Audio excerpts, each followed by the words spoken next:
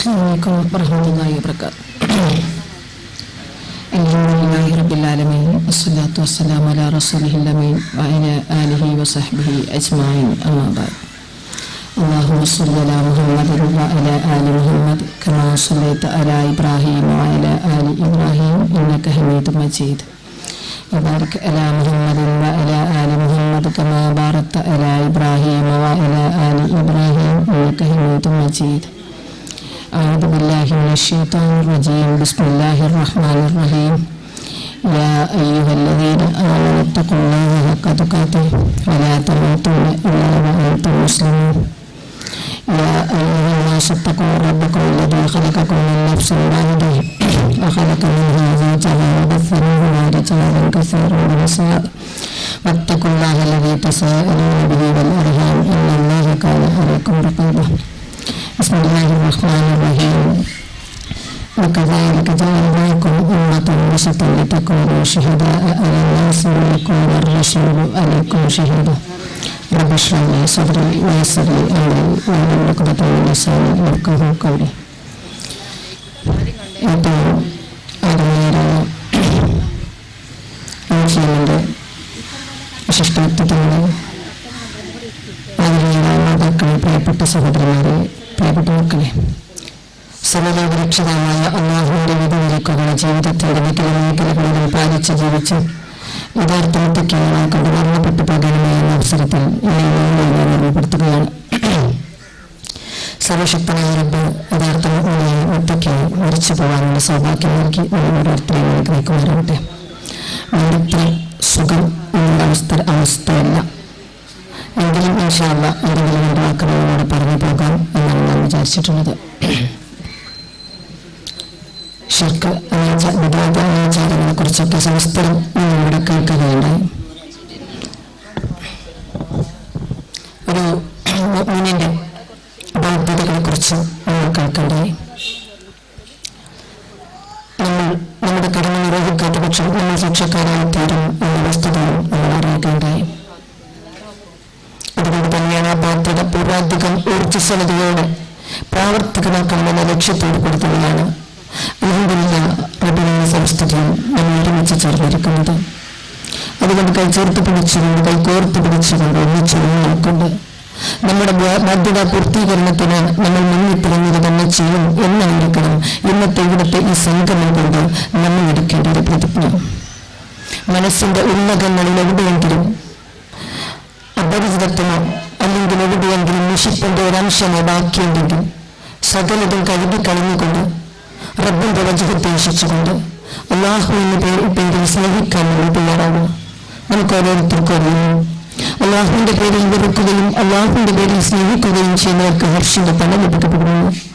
ഇതിനു മുമ്പ് നമുക്കിടയിൽ എന്തെങ്കിലും ചെറിയ തോതിലൊരു അകൽച്ച ഉണ്ടായിട്ടുണ്ടെങ്കിൽ അത് അല്ലാഹുവിന്റെ പേരിൽ ഉണ്ടായത് തന്നെയായിരുന്നു, ഒരു സംശയമില്ല. ഇന്നിപ്പോൾ നമ്മൾ കൈകൾ ചേർത്ത് പിടിക്കുവാനും ഒരുമിച്ച് മുന്നേറുവാനും തയ്യാറായിട്ടുണ്ടെങ്കിൽ അതും അല്ലാഹുവിന്റെ പേരിൽ തന്നെയാണ്. ഇവിടെ നമ്മുടെ സ്നേഹവും നമ്മുടെ ബന്ധങ്ങളും ആത്മാർത്ഥമാണെങ്കിൽ, ആദർശ ബന്ധത്തിന്റെ ഊഷ്മളത കൈക്കൊണ്ടുകൊണ്ട് മുന്നോട്ട് പോകുവാനുള്ള നമ്മുടെ തീരുമാനം ആത്മാർത്ഥമാണെങ്കിൽ ഹർഷിന്റെ തല ലഭിക്കപ്പെടുന്നതിന്റെ കൂട്ടത്തിൽ നമ്മൾ ഓരോരുത്തരും ഉൾപ്പെടുക തന്നെ ചെയ്യും. അതുകൊണ്ട് നമ്മൾ പ്രബോധകരായിക്കൊണ്ട് സമൂഹത്തിലേക്ക് ഇറങ്ങാൻ പോകുകയാണ്. ഇവിടെ പറയപ്പെട്ടു പല മേഖലകളിലും ജീർണതകൾ തഴച്ചു വളരുന്ന കാലഘട്ടത്തിൽ അന്ധവിശ്വാസങ്ങളും അനാചാരങ്ങളും പുനഃസൃഷ്ടിക്കപ്പെടുന്ന കാലഘട്ടത്തിൽ നമുക്ക് ഉറപ്പിച്ച ഉത്തരവാദിത്തമുണ്ട്. നമുക്കിടയിൽ പോലും അന്ധവിശ്വാസങ്ങളും അനാചാരങ്ങളും ഉടലെടുക്കുന്ന കാലഘട്ടമായതുകൊണ്ട് തന്നെ ഗുണകാംക്ഷയോടുകൂടി സമൂഹത്തിലേക്ക് ഇറങ്ങിക്കൊണ്ട് സമൂഹത്തിലേക്ക് യഥാർത്ഥ മതത്തിന്റെ ഊർജ്ജം പകർന്നു നൽകുവാൻ ബാധ്യസ്ഥരാണ് നമ്മൾ. ഇതിനു വേണ്ടിയാണ് നമ്മൾ ആ ദൗത്യം ഏറ്റെടുക്കുന്നത്. അത് നമ്മുടെ ബാധ്യതയാണെന്ന് തിരിച്ചറിഞ്ഞതുകൊണ്ട് തന്നെ എന്താണ് നമ്മുടെ ജീവിതം, എങ്ങോട്ടാണ് നമ്മൾ നടന്നു പോയിക്കൊണ്ടിരിക്കുന്നത്? മഹാനായ റസൂലുള്ളാഹി സ്വല്ലല്ലാഹു അലൈഹി വസല്ലം പറയാറുണ്ടായിരുന്നു, ഞാൻ അറിഞ്ഞിരുന്നത് നിങ്ങൾ അറിഞ്ഞിരുന്നുവെങ്കിൽ, ഞാൻ അറിഞ്ഞത് നിർമ്മാണം നിങ്ങൾ അറിഞ്ഞിരുന്നുവെങ്കിൽ നിങ്ങൾ വളരെ കുറച്ച് മാത്രമേ ചിരിക്കേണ്ടായിരുന്നെന്ന്, കൂടുതലും കരയുമായിരുന്നുവെന്ന്. നമ്മൾ ഇതിലൂടെ ഇട്ടാവട്ടത്തിരുന്നു കൊണ്ട് നമ്മുടെ ഹ്രസ്വമായ ജീവിതത്തെ മാത്രം നോക്കിക്കാനാണ്. പ്രപഞ്ചത്തിന്റെ അങ്ങേ തലത്തിലേക്ക് കണ്ണോടിക്കാൻ നമ്മൾ തയ്യാറാകുന്നില്ല, ചിന്തിക്കാൻ നമ്മൾ മെനക്കെടുന്നില്ല. നമ്മുടെ ജീവിതത്തിന്റെ ഗൗരവം മനസ്സിലാക്കാൻ നമ്മൾ തയ്യാറെടുക്കുന്നില്ല. തീർന്നു പോകാത്ത അനന്തമായ ഒരു ജീവിതത്തിലേക്ക് സമ്പാദിച്ചു കൂട്ടാനുള്ള രഹസ്യമായ ഒരു വേദിയാണ് നമ്മുടെ ജീവിതം എന്ന് പലപ്പോഴും നമ്മൾ ചിന്തിച്ചിട്ടില്ല, അല്ലേ? നമുക്ക് തീർന്നു പോകാത്തൊരു ജീവിതമുണ്ട്, അതിന്റെ മുമ്പ് സുദീർഘമായ ഒരു ബർസഖുണ്ട്. അവിടേക്കൊക്കെ തന്നെയും നമുക്ക് ശരി കൂട്ടിവെക്കാൻ ഹ്രസ്വമായ ഒരു ജീവിതം മാത്രമേ ഉള്ളൂ. നമ്മൾ ഓർത്തു നോക്കിയിട്ടുണ്ടോ? ആദം നബി അലൈഹി ഇസ്ലാമിയുടെ കാലഘട്ടത്തിലുള്ള മനുഷ്യരും ഇന്നും ബർസഖിൽ അങ്ങനെ ജീവിച്ചുകൊണ്ടിരിക്കുക. ഹ്രസ്വമായ കാലഘട്ടത്തിൽ ചെയ്തു കൂട്ടിയ സൽക്കർമ്മങ്ങളുടെ ആ ഫലം മാത്രമേ അവർക്ക് അനുഭവിക്കാൻ സാധിക്കുള്ളൂ. ഇന്ന് നമ്മൾ ആ കർമ്മവേദിയിലാണ്. ഞാൻ നിങ്ങൾ നിന്ന് ആ കർമ്മവേദിയിലാണ്. ഇവിടെ ഇരുന്നുകൊണ്ട് ഈ കർമ്മവേദിയെ നമ്മൾ സമ്പുഷ്ടമാക്കാത്ത പക്ഷം നമ്മുടെ ആ സുദീർഘമായ ബർസഖും അതിന്റെ അപ്പുറത്തുള്ള നമ്മുടെ പാരത്രിക ലോകവും കഷ്ടമായി തീരുമെന്ന് അല്ലാഹുവിന്റെ റസൂൽ സല്ലല്ലാഹു അലൈഹി വസല്ലം പഠിപ്പിച്ചു തരികയാണ്. അല്ലാഹുവാണ് എനിക്കറിയില്ല, പ്രവാചകൻ വിലപിച്ചുകൊണ്ടിരിക്കുമായിരുന്നു. അല്ലാഹുവാണ് എനിക്കറിയില്ല, എന്റെ റബ്ബെന്നെ കൊണ്ടും നിങ്ങളെ കൊണ്ടും എന്താണ് ചെയ്യാൻ തീരുമാനിച്ചിട്ടുള്ളത് എന്ന് എനിക്കറിയില്ല എന്ന് പറഞ്ഞുകൊണ്ട് പ്രവാചകൻ ബുദ്ധിമുട്ടിക്കൊണ്ടിരിക്കാറുണ്ടായിരുന്നു. അങ്ങനെ വേദനാധിപ്പെട്ടുകൊണ്ടിരിക്കാറുണ്ടായിരുന്നു, അല്ലേ? നമുക്കറിയാം നമ്മുടെ ഓരോരുത്തരുടെയും അവസ്ഥയിൽ നിന്നാളെയുമായിക്കൊണ്ട് ഈ അവസ്ഥ കടന്നുപോയിക്കൊണ്ട് മരണത്തിന്റെ മാലാഖമാർ കൺമുമ്പിലേക്ക് കടന്നു വരുമ്പോൾ ജീവിതത്തിൽ നിന്നോളം കാണാത്തൊരു കാഴ്ചക്ക് ഞാനും നിങ്ങളും സാക്ഷ്യം വഹിക്കുന്നു. എന്താണ് ആ കാഴ്ച? നമ്മുടെ ചുറ്റിലും നിൽക്കുന്ന മക്കളുണ്ട്, നമ്മൾ കാണുന്നില്ല. നമ്മുടെ കൂട്ടുകുടുംബങ്ങളുണ്ട്, നമ്മൾ കാണുന്നില്ല. നമ്മൾ അലങ്കരിച്ചുണ്ടാക്കിയ ഒരു വീടുണ്ട്, നമ്മൾ കാണുന്നില്ല. പക്ഷേ അതാ നമ്മൾ കാണുന്ന ഒരു കാഴ്ചയുണ്ട്. കണ്ണെത്താ ദൂരത്തോളം നമ്മുടെ റൂഹിനെ സ്വീകരിക്കുവാൻ വേണ്ടി വന്നിട്ടുള്ള മലക്കും മൗത്തും അനുയായികളും അണിനിരന്നു നിൽക്കുമ്പോൾ ഞാനും നിങ്ങളും ഒക്കെ കേട്ടിട്ടും അറിഞ്ഞിട്ടും വഹീദുകളായി ജനിച്ചിട്ടും ജീവിക്കാനൊക്കെ ഭാഗ്യം ലഭിച്ചിട്ടും സർവ്വതും നിസ്സാരമായിക്കൊണ്ട് തള്ളിക്കളഞ്ഞ് കടന്നുപോയതിന്റെ അനന്തരഫലമായിക്കൊണ്ട് നമ്മളവിടെ പറയുന്ന ഒരു വർത്തമാനമുണ്ട്.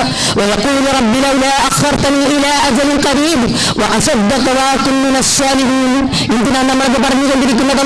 അല്പസമയം, ഒരു ഇച്ചിരി കൂടി സമയം നീ എനിക്ക് വർദ്ധിപ്പിച്ചു തരുമോ എന്ന് ചോദിക്കുന്നത് എന്തിനു വേണ്ടിയിട്ടാണ്? നമ്മുടെ പെണ്ണ് മക്കളെ ഒരു ദിവസം കൂടി കണ്ടു ജീവിക്കാനുള്ള മോഹം കൊണ്ടല്ല. നമ്മുടെ ഭർത്താവിന്റെ കൂടെ നീയില്ലാതെ എനിക്ക് കഴിയില്ലെന്ന് പറഞ്ഞ ഭർത്താവിന്റെ കൂടെ ഒരു ദിവസം കൂടി രാത്രി ഉറങ്ങാനുള്ള മോഹം കൊണ്ടല്ല. ജീവിതത്തിന്റെ ചൂടും ആ വീടിന് വേണ്ടി ചെലവഴിച്ചു, അതിന്റെ അലങ്കാരങ്ങൾക്ക് വേണ്ടി ചെലവഴിച്ചു, അതിന്റെ വൃത്തിക്ക് വേണ്ടി ചെലവഴിച്ചിട്ട് ആ വീടിന്റെ മച്ചിലേക്ക് നോക്കിയിട്ട് ഈ വീട്ടിൽ ഒരിക്കൽ കൂടി എനിക്ക് ഉറങ്ങണം എന്റെ നാഥ എന്ന ആഗ്രഹം കൊണ്ടല്ല. മറിച്ച് എന്റെ മുമ്പിലേക്ക് വരാനിരിക്കുന്നത് കഷ്ടമാണ്, നഷ്ടമാണ്, ഉന്തിച്ച പരാജയമാണ്. കരകയറുക സാധ്യമല്ലെന്ന് തിരിച്ചറിഞ്ഞ നിമിഷത്തിലാണ് ഒരിച്ചിരി സമയം നൽകുമോ എന്ന് നമ്മൾ ചോദിക്കുന്നത്. അങ്ങനെയുള്ള ജീവിതം നമ്മൾ ജീവിച്ചുകൊണ്ടിരിക്കുന്നത്. കണ്ണിലേക്ക് കടന്നു വരാൻ കഴിയാം. ഇന്നല്ലെങ്കിൽ നാളെ ആ മരണത്തിന്റെ മാതാക്കന്മാർ നമ്മൾ ഒരിക്കലും വിരൽ വലിച്ചുകൊണ്ട് കുഞ്ചി പറയുന്നവരായി പോകാൻ പാടില്ല എന്ന് നമ്മൾ ആദ്യമായിക്കൊണ്ട് മനസ്സിലാക്കുക. അതുകൊണ്ട് പ്രബോധന ദൗത്യമായിക്കൊണ്ട് ഞാൻ നിങ്ങൾ സമൂഹത്തിലേക്ക് ഇറങ്ങിത്തിരിക്കുമ്പോൾ എന്റെയും നിങ്ങളുടെയും ബാധ്യത നമ്മൾ ജീവിക്കുന്ന മാതൃകകളായിരിക്കണം. മഹാനായ പ്രവാചകൻ സല്ലല്ലാഹു അലൈഹി വസല്ലം പറഞ്ഞു, അല്ലാഹു സുബ്ഹാനഹു വ തആല നമുക്ക് പഠിപ്പിച്ചു തന്നു, വകദാലിക ജഅൽനാകും ഉമ്മത്തൻ വസതൻ ലിതകൂനു ശുഹദാഅ അലന്നാസി വയകൂന റസൂലു അലൈക്കും ഷഹീദാ. പ്രവാചകനെ പ്രകാരമാണ് നിങ്ങളെ ഒരു മധ്യമ സമുദായമായിക്കൊണ്ടെന്ന് തെരഞ്ഞെടുത്തിരിക്കുന്നു.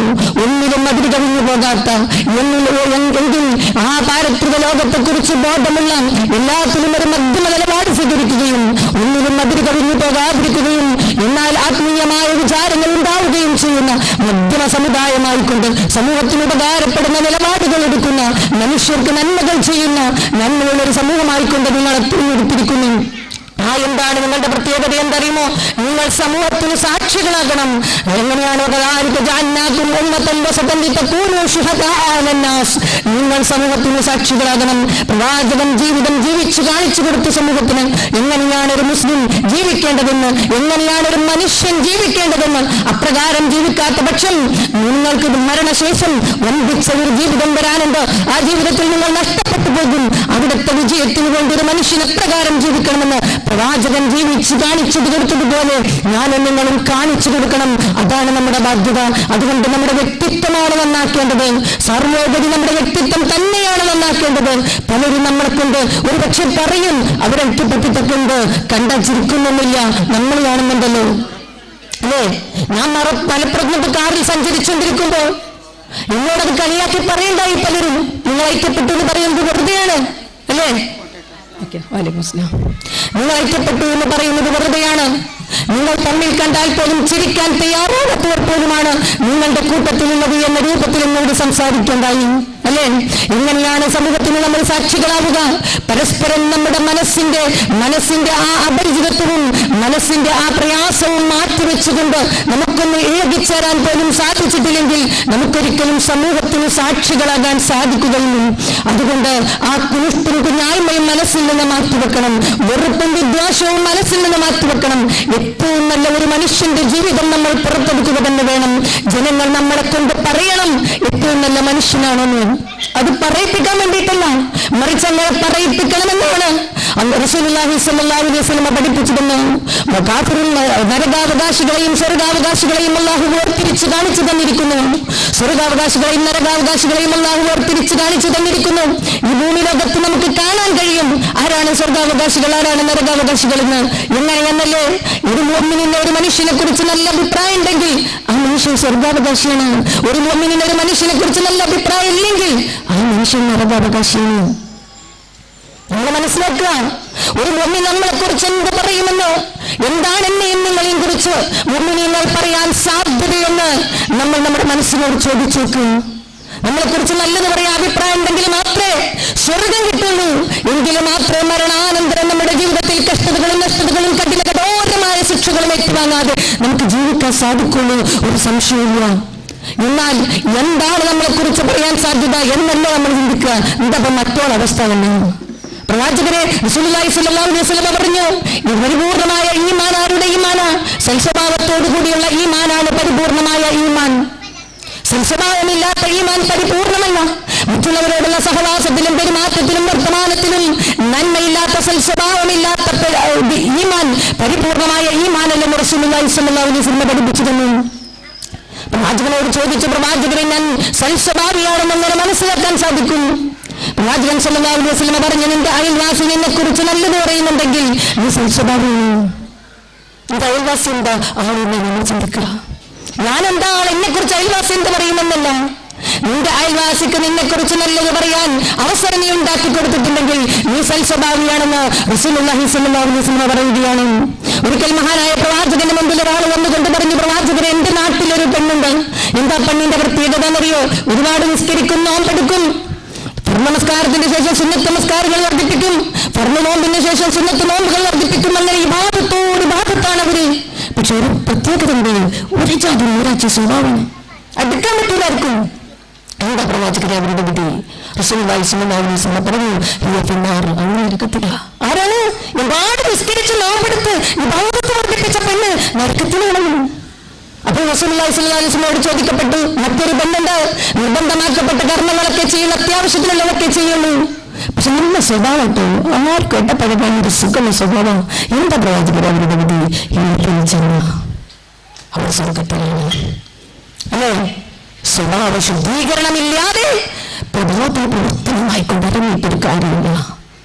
സ്വഭാവ ശുദ്ധീകരണമില്ലാതെ പ്രവർത്തനമായിക്കൊണ്ട് നമ്മൾ മുന്നിട്ടിറങ്ങിയാൽ ആരും നമ്മിലേക്ക് തിരിഞ്ഞു നോക്കില്ല. നമുക്കൊരു സംഘമായിട്ട് അങ്ങനെ പോവാ. സംഗതി നമ്മൾ വലിയ സംഘക്കായിട്ടുണ്ട്, പക്ഷെ നമ്മുടെ പ്രവർത്തനം ഫലം ചെയ്യില്ല. അത് നമ്മൾ മനസ്സിലാക്കുക. അതുകൊണ്ട് ആത്യന്തികമായിക്കൊണ്ട് നമ്മുടെ സ്വഭാവ ശുദ്ധീകരണം ആവശ്യമാണ്. എന്നിട്ട് നമ്മൾ പ്രബോധനവുമായിക്കൊണ്ട് നമ്മൾ മുന്നിട്ടിറങ്ങുക തന്നെ വേണം. എന്താ പ്രബോധനം ചെയ്യേണ്ടത്? ഇവിടെ കേൾപ്പിക്കപ്പെട്ടു അല്ലെ? പ്രബോധനം ചെയ്യേണ്ട വിഷയത്തെക്കുറിച്ച്, അറിഞ്ഞാചരിക്കേണ്ട വിശ്വസിക്കേണ്ട വിഷയത്തെക്കുറിച്ച് ഒരു ശങ്കക്കൂടില്ലാത്ത വിധം വ്യക്തമായ ഒരു ആദർശം കൈമുതലായിട്ടാണ് പറയുന്നത്. നമ്മുടെ ആദർശത്തിന് ഒരു സംശയത്തിനിടയില്ല. ആര് പറഞ്ഞത് സ്വീകരിക്കണം, ആര് പറഞ്ഞത് സ്വീകരിക്കാതിരിക്കണം എന്നതിനെ കുറിച്ച് നമ്മൾ ചർച്ച ചെയ്യേണ്ട ആവശ്യമില്ല. നമ്മൾ സ്വീകരിക്കേണ്ടത് അല്ലാഹു സുബ്ഹാനഹു വ തആല റസൂലുള്ളാഹി സ്വല്ലല്ലാഹു അലൈഹി വസല്ലം പഠിപ്പിച്ച ദീനാണ്. ആ ദീനിനെ പ്രവാചകൻ സല്ലല്ലാഹു അലൈഹി വസല്ലം തന്റെ സ്വഹാബത്തിന് പഠിപ്പിച്ചു കൊടുത്തപ്പോൾ പ്രഥമ സമുദായക്കാർ അതിനെങ്ങനെ മനസ്സിലാക്കി എന്നെടുത്ത് കാര്യങ്ങൾ വെക്കുമ്പോൾ പിന്നെ എവിടെയാണ് നമുക്ക് സംശയം? ഒരായത്തെടുക്കുക, ആയത്തിന് എങ്ങനെയാണ് സലഫ് സ്വാമികൾ മനസ്സിലാക്കിയത് നോക്കുക. ഒരു ഹദീസ് എടുക്കുക, സ്വഹീഹായ ഹദീസ് എടുക്കുക, അതെങ്ങനെയാണ് സലഫ് സ്വാമികൾ മനസ്സിലാക്കിയത് ഒന്ന് അന്വേഷിക്കുക. ഇത് വളരെ സുവിധമായിക്കൊണ്ട് നമുക്ക് മുന്നിൽ കിടക്കുക അല്ലേ? ഇന്ന് എന്റെയും നിങ്ങളുടെയും മുന്നിൽ അതുണ്ട്. മദ്ഹബി പക്ഷപാതങ്ങളൊക്കെ പഴയ കാലത്ത് കടന്നുപോയി. നാലിമാമിങ്ങളും നാല് രൂപത്തിൽ കാര്യങ്ങൾ അവതരിപ്പിക്കപ്പെട്ടു. എന്താ അതിന്റെ കാരണം?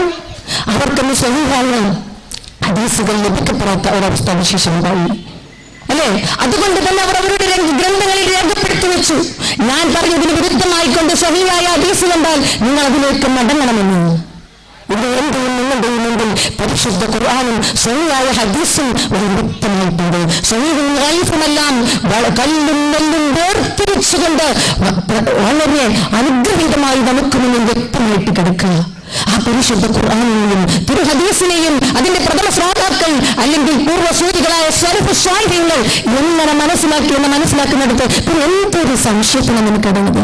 ഏതാ സ്വീകരിക്കേണ്ടതെന്ന് ഒരു ശങ്കക്കും നമുക്കിടമില്ല, ഒരു ശങ്കക്കും ഇടമില്ല. നമുക്കത് വളരെ വ്യക്തമായിക്കൊണ്ട് മനസ്സിലാക്കുക. അങ്ങനെ നമ്മുടെ വിശ്വാസത്തെ നമ്മൾ സംരക്ഷിക്കുക. നമ്മുടെ വിശ്വാസമാണ് ഏറ്റവും വലുത്. വിശ്വാസമില്ലാത്ത പ്രവർത്തനമൊന്നും സ്വീകരിക്കില്ലല്ലോ. വിശ്വാസത്തിൽ ഒരിക്കലും തന്നെ വിവാദം വരാതെ അപജയം വരാതെ അതിനെ മുറുകെ പിടിക്കുക. എന്നിട്ട് ആ വിശ്വാസമാണ് നമ്മൾ പ്രബോധനം ചെയ്യേണ്ടത്. ആ വിശ്വാസത്തെയാണ് നമ്മൾ പ്രബോധനം ചെയ്യേണ്ടത്. അതുകൊണ്ട് ഞാനും നിങ്ങളും ആ ഒരു പരിപൂർണമായ വിശ്വാസം ഉൾക്കൊണ്ടവരാകണം. വിശ്വാസം ഉൾക്കൊള്ളാത്ത മനുഷ്യന്റെ കർമ്മത്തെ അല്ലാഹു സ്വീകരിക്കുകയില്ല എന്ന് നമ്മൾ വളരെ വ്യക്തമായിക്കൊണ്ട് അറിയണം. എന്നിട്ട് നമ്മുടെ സ്വഭാവ ശുദ്ധീകരണം നമ്മൾ നടപ്പിലാക്കുക തന്നെ വേണം. ഈ പ്രബോധകർക്കുണ്ടായിരിക്കേണ്ട ഏറ്റവും വലിയ ഒരു ഗുണമാണ് അവർ പ്രവർത്തിക്കാത്തതിനെ കുറിച്ച് പറയാൻ പാടില്ല.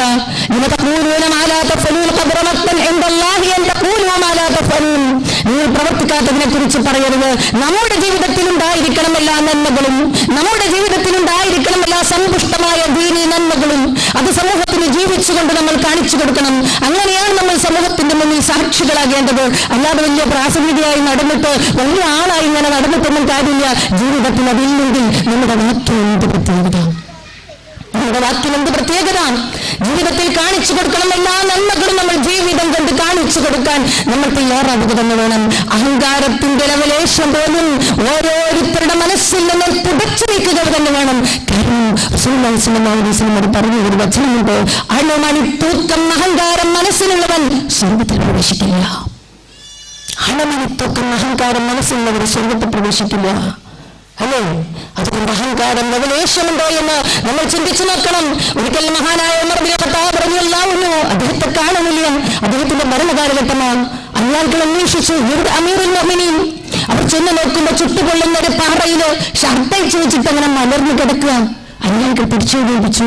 അമീറുൽ മുഅ്മിനീൻ താങ്കൾക്ക് എന്ത് പറ്റി? എന്ത് പണിയാണ് ഈ കാട്ടിയത്? പുറവന്നിട്ട് ചൂട് കണ്ടിട്ട് മുണ്ട് കീറിയിട്ടുണ്ട്. ആ സമയത്ത് ഉമർ ഇബ്നു ഖത്താബ് റളിയല്ലാഹു അൻഹു പറഞ്ഞൊരു വർത്തമാനമുണ്ട്. എന്താ അവിടുന്ന് പറഞ്ഞതെന്നറിയുമോ? വിശാലമായ ഇസ്ലാമിക സാമ്രാജ്യം, ഉമർ റളിയല്ലാഹു അൻഹുവിന്റെ കാലഘട്ടത്തിലാണ് ഇസ്ലാമിക സാമ്രാജ്യം വിശാലമായി തീർന്നത്. എമ്പാടും പ്രവിശാലമായ ഇസ്ലാമിക സാമ്രാജ്യമായത് അത് വളരുകയായിരുന്നു. വിശാലമായ ഇസ്ലാമിക സാമ്രാജ്യത്തിന്റെ അധിപനാണല്ലോ ഇന്ന് ഉമർ എന്ന ഒരു മനുഷ്യന്റെ മനസ്സിലേക്ക് ഒരു ചിന്ത കടന്നു വന്നു അല്ലേ?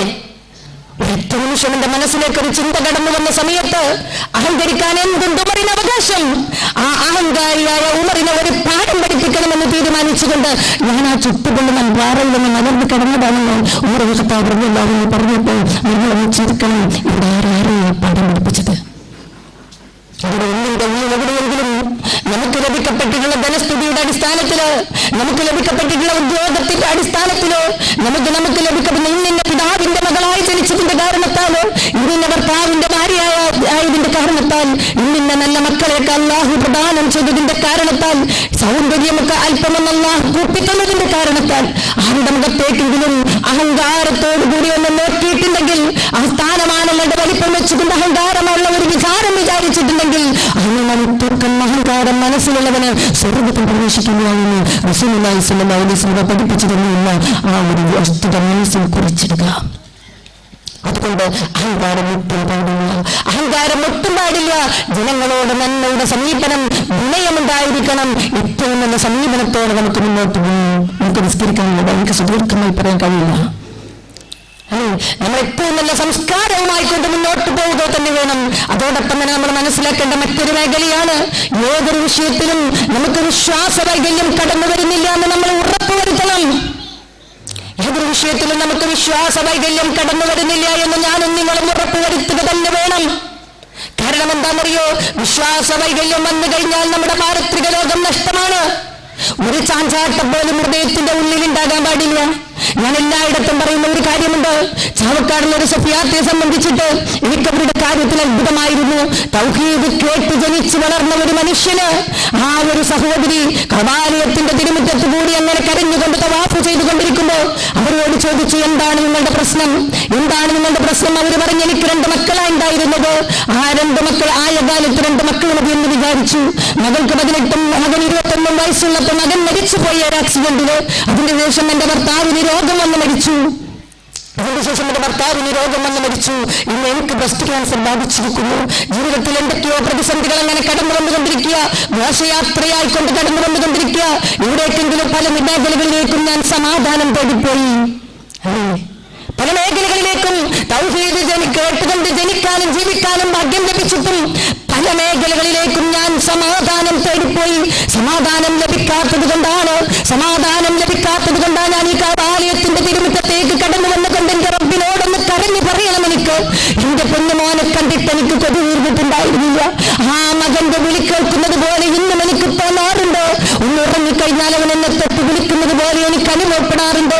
ഇത് കാണാൻ കഴിയില്ലല്ലോ എന്റെ മോന്, ഉമ്മ എന്നൊരു മകന്റെ വിളി എനിക്ക് കേൾക്കാൻ കഴിയില്ലല്ലോ എന്ന് പറഞ്ഞ് ആ ഉമ്മ പൊട്ടിക്കറിയുന്ന സമയത്ത് എന്തിനാണ് ഒരു മുഹനായ മനുഷ്യൻ ഇങ്ങനെ വേവലാതിപ്പെടുന്നത്? നമുക്ക് ഈ ജീവിതം മാത്രമല്ലല്ലോ, ഇതിന്റെ പുറത്ത് മറ്റൊരു ജീവിതമില്ലേ?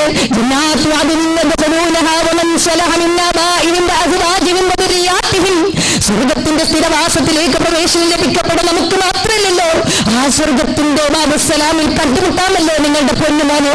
എന്താണോ ഇവിടെ നിന്ന് നഷ്ടം വന്നത് അതൊക്കെ തന്നെ പരലോകത്ത് നിങ്ങൾക്ക് അല്ലാഹു തിരിച്ചു തരില്ലേ? എന്തിനാണ് നിങ്ങൾ ആവലാതിപ്പെടുന്നതെന്ന് അവരോട് സമാധാനത്തിന്റെ വാക്ക് പറയാൻ സാധിച്ചെങ്കിൽ നമ്മളും അത് തന്നെയാ മനസ്സിലാക്കേണ്ടത്. നമ്മൾ പ്രഖ്യാപിക്കേണ്ടത് ഹസ്ബി അല്ലാ, എനിക്കെന്റെ റബ്ബ് മതി. ഒരഭയ കേന്ദ്രത്തിലേക്കും ഞാൻ അഭയം തേടി ചൊല്ലില്ല, സമാധാനം തേടി പോവുകയില്ല. എന്തെന്റെ ജീവിതത്തിൽ സംഭവിച്ചാലും, എന്റെ പ്രതിസന്ധികൾ എന്റെ ജീവിതത്തിലേക്ക് ഘോഷയാത്രയായിക്കൊണ്ട് കടന്നു വന്നാലും ഞാൻ ഉറക്കെ പ്രഖ്യാപിക്കുമെല്ലാം അല്ലാഹുവിന് വേണ്ടി ക്ഷമിക്കാൻ ഞാൻ തയ്യാറാകും. ഹസ്ബി അല്ലാഹു ലാ ഇലാഹ ഇല്ലാ ഹുവ അലൈഹി തവക്കൽതു വഹുവ റബ്ബുൽ അർശിൽ അലീം. എനിക്കെന്റെ റബ്ബ് മതി, ഞാൻ അവനിൽ വരമേൽപ്പിച്ചിരിക്കുന്നു. അവനാണ് ആരാധനക്കർഹൻ, അവൻ ഉന്നതമായ സിംഹാസനത്തിന്റെ ഉടമയാ. അവനറിയാതെ ലോകത്തൊരു കാര്യവും നടക്കില്ല. ഒരു കാറ്റ് പോലും വീശില്ല, ഒരു ഇല പോലും അനങ്ങില്ലെന്നിരിക്കെ പിന്നെ എന്തിനാണ് മറ്റുള്ളിടത്തേക്ക് പോകണം? അങ്ങ് നൽകിയത് തടയാൻ ഒരാളില്ല, അങ്ങ് നൽകാത്തത് നൽകാൻ ഒരാളില്ല. വിശ്വാസം ഊട്ടിയുറപ്പിച്ച് വിശ്വാസവുമായി കൊണ്ട് നമ്മൾ മുന്നോടുക. മരണത്തിന്റെ മലാക്കന്മാർ കൺമുമ്പിലേക്ക് കടന്നു വരുമ്പോഴും ആശ്വാസമുണ്ട്. ഞാൻ എന്റെ വിശ്വാസത്തെ കൈവെടിഞ്ഞിട്ടില്ല. വിശ്വാസത്തിന്റെ പാതാവിലൂടെ എന്റെ മക്കളെയും എന്റെ കുടുംബത്തെയും നയിക്കാൻ തയ്യാറായിട്ടുണ്ട്. ഇന്നതാ ഇവിടെ നിന്ന് കടന്നു പോയാലും കാണുവാനുള്ളത് അറിയാം. ഇന്ന് നിങ്ങൾ പിരിഞ്ഞു പോയ എന്റെ പെണ്ണുമ്മ, എന്റെ പെണ്ണുപ്പി, എന്റെ പെണ്ണുമക്കളെ എവിടെയാണ് നമുക്ക് വേദനിക്കാനുള്ളത്? സ്വർഗീയ രാമത്തിൽ കണ്ടുമുട്ടാമല്ലോ എന്ന ആശ്വാസവുമായി കൊണ്ട് മരണത്തിന്റെ മാലാക്കന്മാർക്ക് മുമ്പിൽ കിടന്നു കൊടുക്കാൻ എനിക്കും നിങ്ങൾക്കും സാധിക്കും. അതുകൊണ്ട് ഏറ്റവും വിശുദ്ധിയുള്ള വിശ്വാസം, ഏറ്റവും സംസ്കരണമുള്ള സ്വഭാവം അതുകൊണ്ടായിക്കൊണ്ട് നമ്മൾ തൗഹീദിന്റെ പ്രാധാന്യതയോടെ കിടന്നു പോകുക. ജനഹൃദയങ്ങളെ തൗഹീദിലേക്ക് ക്ഷണിക്കുക. വിശുദ്ധി തൗഹീദ് കൊണ്ട് മാത്രമേ സാധ്യമാവുകയുള്ളൂ. അത് നമ്മൾ മനസ്സിലാക്കുക. വിശുദ്ധി തൗഹീദ് കൊണ്ട് മാത്രമേ സാധ്യമാവുകയുള്ളൂ. ഏകനായ അല്ലാഹുവിനെ അദൃശ്യമായി ഭയപ്പെടുന്ന ഒരവസ്ഥക്ക് മാത്രമേ ഈ ലോകത്തിന് വിശുദ്ധി പ്രദാനം ചെയ്യാൻ സാധിക്കുള്ളൂ. വിശുദ്ധിയുള്ള ജീവിതം കെട്ടിപ്പടുക്കാൻ തൗഹീദി വിശ്വാസം കൊണ്ട് മാത്രമേ സാധിക്കുള്ളൂ. ഇന്നത്തെ ലോകം അപജയത്തിന്റെ പടുകുഴിയിലാണെന്ന് നമുക്കറിയാം. ആ സമൂഹത്തെ നമുക്ക് തിരിച്ചു വിളിക്കാൻ സാധിക്കുക. ഏകനായ റബ്ബിന്റെ മുൻപിൽ നീ ഒറ്റയ്ക്ക് ജീവിക്കേണ്ടവരാണ്. കാരണം അല്ലാഹുവിന്റെ സകല കർമ്മങ്ങളും രേഖപ്പെടുത്തി വെക്കുന്നുണ്ട്. നാളെ പരലോകത്ത് നിന്റെ റബ്ബ് അത് നിന്നെ ചോദ്യം ചെയ്യപ്പെടുക തന്നെ ചെയ്യും. നിന്റെ സകല കർമ്മങ്ങൾക്ക് നീ ചോദ്യം ചെയ്യപ്പെടുക തന്നെ ചെയ്യുമെന്നുള്ള ആ ഒരു വിശ്വാസം മക്കളിലേക്ക് പകർന്നു നൽകിയാൽ മാത്രമാണ്, ചെറിയ പ്രായം തൊട്ട് തന്നെ ആ ഒരു വിശ്വാസം പകർന്നു നൽകിയാൽ മാത്രമാണ് നമ്മുടെ മക്കളെ നമുക്ക് തിരിച്ചു കിട്ടുള്ളൂ. അല്ലാത്ത പക്ഷം നമ്മുടെ മക്കളെ നമുക്ക് തിരിച്ചു കിട്ടില്ല. ഈ വരുന്ന 24-ാം തീയതി മാറഞ്ചേരി വെച്ചിട്ട് അധാർമികതയ്ക്കെതിരെ എന്ന ഒരു സമ്മേളനം, വിദ്യാർത്ഥിനി സമ്മേളനം നടത്തുന്നുണ്ട്. അത് നടത്താൻ കാരണമുണ്ടായ ഒരുപാട് കാരണങ്ങൾ പല സഹോദരിമാരും പങ്കുവെച്ചപ്പോ നമ്മുടെ മക്കളിലേക്ക് നമ്മൾ ധാർമ്മിക മൂല്യങ്ങളുമായി കൊണ്ട് കടന്നു ചെല്ലേണ്ടത് അത്യന്താപേക്ഷിതമാണ് എന്ന തിരിച്ചറിവിൽ നിന്നാണ് അങ്ങനെ സമ്മേളനങ്ങൾ കേരളമൊട്ടും സംഘടിപ്പിക്കുവാൻ നമ്മൾ തയ്യാറായത്. പല സമ്മേളനങ്ങളും സംഘടിപ്പിച്ചു. വിദ്യാർത്ഥിനികൾക്ക് വേണ്ടിയിട്ട് പല രൂപത്തിലാണ് പലരും സംഘടിപ്പിച്ചത്. വിദ്യാർത്ഥിനികളെ മാത്രം ഇരുത്തിക്കൊണ്ട് നമ്മൾ ചില ചോദ്യങ്ങൾ ചോദിച്ചപ്പോൾ പ്രിയപ്പെട്ടവരെ, ഈ ഒരു മാതാക്കളടങ്ങുന്ന സദസ്സിൽ പറയാതിരിക്കാൻ നിർവാഹമില്ലാത്തതുകൊണ്ട് പറയാ. എന്താണെന്നറിയോ, പല ചോദ്യങ്ങളും ചോദിച്ചപ്പോൾ പല മക്കളും പറഞ്ഞ വർത്തമാനം സ്വന്തം വീടകങ്ങളിൽ നിന്ന് പോലും പീഡനങ്ങൾ അനുഭവിക്കേണ്ടി വന്ന കഥയാണ്. അല്ലേ? സ്വന്തം വീടകങ്ങളിൽ നിന്ന് പോലും പീഡനങ്ങൾ അനുഭവിച്ചുകൊണ്ടിരിക്കുന്ന കുട്ടികളുടെ കാലഘട്ടമാണ്. മാതാപിതാക്കൾ എന്ത് പറഞ്ഞാലും അതിന്റെ നന്മ ഉൾക്കൊള്ളാൻ സാധിക്കാത്ത വിധം സൈബർ ലോകത്ത് മസ്തിഷ്കം പണയം വെച്ച സമൂഹത്തിലാണ് നമ്മൾ ജീവിച്ചുകൊണ്ടിരിക്കുന്നത്. നല്ലത് പറഞ്ഞു കൊടുത്താലൊന്നും വേർതിരിച്ചറിയാൻ അവർക്ക് സാധിക്കുന്നില്ല. അല്ലേ? നമ്മുടെ വീടകങ്ങളിൽ നീല വെളിച്ചമണയാറില്ല. ആരോ പ്രസംഗിച്ചത്രേ, നിങ്ങളുടെ വീടകങ്ങളിൽ നീല വെളിച്ചമണയാറില്ല. എന്താ ഈ നീല വെളിച്ചം അറിയോ? മൊബൈലിന്റെ വെളിച്ചം. അർദ്ധരാത്രിയിലും അത് അങ്ങനെ കത്തിക്കൊണ്ടേയിരിക്കുന്നു. അർദ്ധരാത്രിയിലും ഇത് കേട്ടപ്പോ ഒരു ഉമ്മാക്ക് പേടിയായി. കർണാടകക്കാരനായ മകന്റെ റൂമിലേക്ക് വാതിലിന്റെ വിടവിലൂടെ നോക്കിയപ്പോൾ ഒരു ഉമ്മ പങ്കുവെച്ച കാര്യമാണ്. ആ വാതിലിന്റെ വിടവിലൂടെ നോക്കിയപ്പോ ഉമ്മാക്ക് കാണാൻ സാധിച്ചു നീല വെളിച്ചം. ഉമ്മ വാതിൽ നോക്കിയിട്ട് പറഞ്ഞു, മോനെ നീ ആ മൊബൈൽ ഓഫാക്കിയിട്ട് കിടന്നിരുന്നു, ഞാൻ ഉറങ്ങിക്കോളാം, ഉമ്മ പോയിക്കോളൂ. 1 മണിക്കൂറോ 1.5 മണിക്കൂറോ കഴിഞ്ഞ് ഉമ്മ ഞെട്ടി ഉണർന്നു. നീല വെളിച്ചം അണഞ്ഞോ നോക്കണല്ലോ. ഉമ്മ വീണ്ടും പോയി നോക്കുകയാണ്, നീല വെളിച്ചം അണഞ്ഞിട്ടില്ല. മോനെ നിന്നോട് ഉറങ്ങാൻ പറഞ്ഞിട്ടുണ്ട്, നീ ഉറങ്ങിക്കൊള്ളണം. മോൻ കുറച്ച് കർക്കശത്തിൽ പറഞ്ഞു, ഉമ്മാനോട് പോകാനാ പറഞ്ഞത്, ഞാൻ കിടന്നോളാം, കിടക്കേണ്ടത് എപ്പോഴാണ് എനിക്കറിയാം. അല്ലേ? ഉമ്മ കിടന്നുറങ്ങാൻ പോയി, മകൻ ഉറങ്ങുമെന്ന് വിചാരിച്ചു. പുലർച്ചയോടെ അടുത്ത സമയത്ത് ഉമ്മ കടന്നു ചെന്നപ്പോ വാതിലിന്റെ വിടവിലൂടെ നോക്കുമ്പോ നീല വെളിച്ചം അണഞ്ഞിട്ടില്ല. ഉമ്മ വാതിൽ ദേഷ്യത്തോടുകൂടി ശക്തിയായിടിച്ചു. പല പ്രാവശ്യം നിന്നോട് ഞാൻ ഉറങ്ങാൻ വേണ്ടി പറഞ്ഞു, നീ ഉറങ്ങിയിട്ടില്ല, ഇനി എന്റെ സ്വഭാവം മാറുമെന്ന് ഉമ്മ ദേഷ്യത്തോടുകൂടി പ്രതികരിച്ചപ്പോ മോൻ വാതിലിന്റെ കൊളുത്ത് നോക്കിയിട്ട് വാതിലെന്ന് തുടർന്നു. അങ്ങനെ തുമ്മനല്ല. ഉമ്മ പറഞ്ഞു വൃത്തിയാണ്, എന്റെ മോനെ കണ്ടിട്ട് എനിക്ക് പേടിയായി. ഇല്ലാത്ത കാഴ്ചകൾ ഇങ്ങനെ കണ്ടിട്ട് ശരീരത്തെ ആ രൂപത്തിൽ ഇങ്ങനെ എന്താ പറയുക, ആ രൂപത്തിൽ എന്റെ മകൻ എന്റെ മുന്നിൽ നിന്നപ്പോ അവന്റെ മുന്നിൽ നിൽക്കുന്നത് എന്റെ ഉമ്മയാണോ പെങ്ങളാണെന്ന് അവൻ തിരിച്ചറിയാത്തൊരു സ്ഥിതിവിശേഷം അവന്റെ തലച്ചോറിനുണ്ടായിട്ടുണ്ടാകുമെന്ന് പേടിച്ചിട്ട് ഞാൻ പോയിട്ട് എന്റെ വാതിലിന്റെ കുത്തിൽ പോയി. അല്ലേ? ആ കാലഘട്ടത്തിലാണ് നമ്മൾ ജീവിച്ചുകൊണ്ടിരിക്കുന്നത്. ഇവിടെയാണ് തൗഹീദിലൂടെ നമ്മുടെ മക്കളെ നമ്മൾ നിരന്തരമായി കൊണ്ട് ഉത്ബോധിപ്പിക്കേണ്ടത്. മോനെ, നീ ജീവിച്ചുകൊണ്ടിരിക്കുന്ന ജീവിതത്തിന്റെ നാളെ പാരത്രിക ലോകത്ത് കണക്ക് ബോധിപ്പിക്കേണ്ടി വരും.